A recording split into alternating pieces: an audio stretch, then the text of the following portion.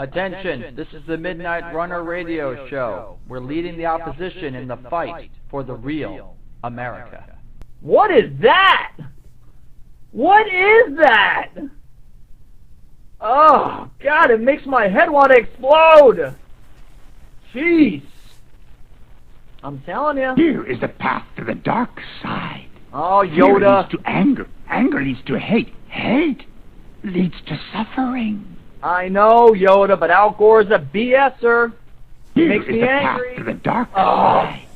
Fear leads to anger. That's enough. Anger leads to hate. Hate leads to suffering. My goodness gracious. All right, thanks. That's my mentor. He reminds me every now and then that I can't get so about Al Gore. Incredible. Absolutely incredible. Do we want to hear it again? Yeah, we do. We want to hear it one more time. I wish I had some like music to put to this or something, so it's like, you know, ooh. All right, here's the poem by Al Gore. Here we go. One thin September soon, a floating continent disappears in midnight sun. Vapors rise as fever settles on the acid sea. Neptune's bones dissolve. Snow glides from the mountain. Ice fathers floods for a season. A hard rain comes quickly. Then dirt is parched. Kindling is placed in the forest for the lightning celebration. Unknown creatures take their leave. Unmourned horsemen ready for their stirrups. Passion seeks heroes and friends. The bell of the city on the hill is rung. The shepherd cries, the hour of choosing has arrived. Here are your tools.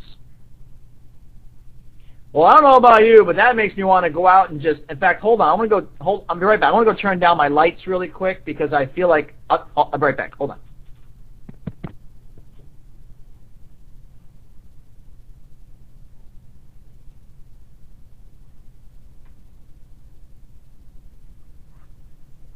I don't care if you need to read.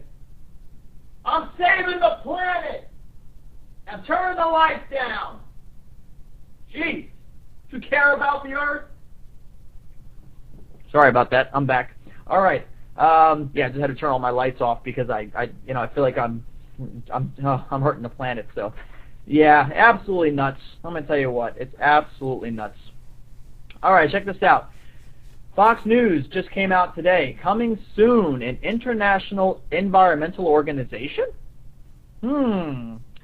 As the Copenhagen Climate Conference staggers toward the finish line of a star-studded a bunch of political leaders on Friday, a number of influential countries, including France and Britain, have been calling for the creation of a new global regulator to act as the world's environmental steward, equipped with still unspecified powers.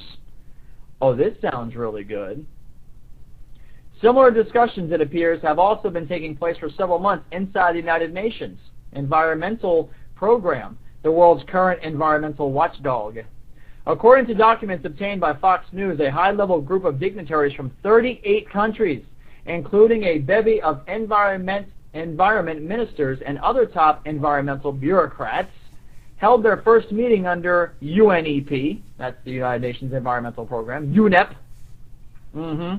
Sounds like it should be inept. You know, they're inept, but we'll call it UNEP. Auspices last June in the Serbian capital of Belgrade to begin hammering out details of the task of improving international environmental governance. Okay, I don't like the sound of that. This group's plan, according to an elaborate timetable presented at the meeting, was to present its ultimate conclusions on the topic at the upcoming meeting of UNEP, inept, we'll call it inept, Supervisory Governing Council. We should not shy away from thinking big, those attending the Belgrade meeting were observed by the inept people. Okay? This so-called Earth Summit held in Rio de Janeiro in '92 is universally regarded as the kickstart to environmental activism that has culminated in the Copenhagen effort to drastically cut global carbon emissions and also begin a dramatic reordering of the world economy. That's what we're going to look at right here. An effort to drastically cut global carbon emissions and also begin a dramatic reordering of the world economy. Wow. All right, so they want to establish a global body of governance. See, now this is what most people already knew. Most people already know that the initial treaty over in Copenhagen, right? Copenhagen, I think all those people were dropped on their noggins over at Copenhagen and the inept program. Oh, man, I'll tell you what. Everybody knew that Obama's plan was to sign this treaty, which would basically institute a United Nations-led cap-and-trade program on our factories and businesses over here in America. Go figure that, huh? I mean, it's incredible. It would start robbing our sovereignty, our ability to make sovereign decisions that we need to make in the free market. We'd be subject to the United Nations?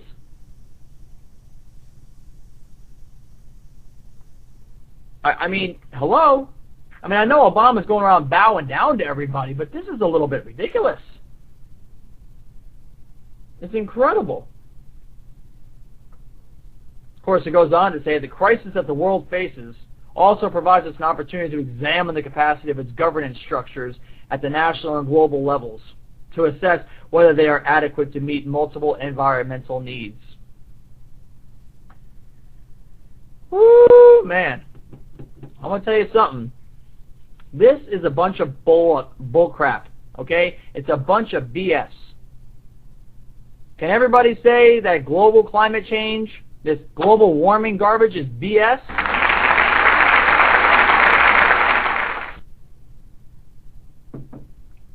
They're not the only ones who think so. It is. It's a bunch of crap. Okay, this is all about getting control. This is all about taking away the very pillars of this country. And everything that this country was founded upon. The free market, free will, freedom to choose, freedom to prosper if we want to, freedom to do nothing if we want to, freedom to invent what we want, when we want, how we want it. Okay, free to make as much money as we want or as little of money as we want. But all this United Nations garbage, all this World Bank talk and this United Nations and the World Health Organization and all of this other garbage. What's the key word in all of these things, people? What's the key word in all of these things, Americans? World. World together. Oh, that sounds so nice. We can all just hold hands and sing Kumbaya, my Lord. Kumbaya. Kumbaya, my Lord. Kumbaya. The world is going to have tea together. Remember Michael Jackson said that when they asked him why he sleeps in the bed with the little kids? He said, well, it's just beautiful. It's not strange at all. You know, I make a little warm milk for them and tuck them in, put on a movie, make it nice and warm. Yeah, it's not crazy. It's not crazy at all.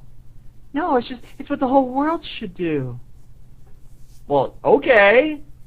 Yeah, the whole world's just going to come together and everything is going to be all right. You know, the country's been around, what, 233 years? Something like that. And things have worked all right in this country. But what we got now is a small group of pinheads, to use Bill O'Reilly's term, pinheads, that are coming along and taking little problems and exploiting them out to become big, gigantic things to make it look like we're the worst country in the world, that Americans are the worst people, that we're greedy and selfish and we keep everything for ourselves. Let me ask you something, Al freaking Gore. Let me ask you something, Nancy Prickhead Pelosi. Let me ask you something, Barney freaking Frank. Harry Rotten Reed. Let me ask you something. What country is the first country to respond to world disasters? What country is the first one to respond and offer up help, even to our enemies? When any Muslim nation, when Pakistan got hit, when Iran got hit with that huge earthquake a while back, It was America that first said, let us help. We are the most compassionate and generous people in this country. And yes, Credible 2, you are exactly free. Credible 2 says, well, we're not exactly free. Yeah, we are.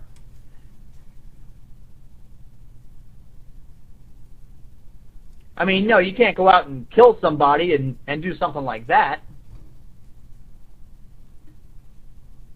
Everybody, welcome back to the chat room. Gina Bean. Woohoo!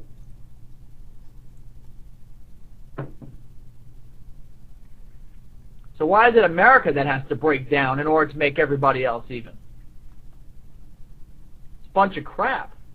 And there's new world governance, this new international environmental organization that they want to create over there in Copenhagen with the people that got dropped on their noggins.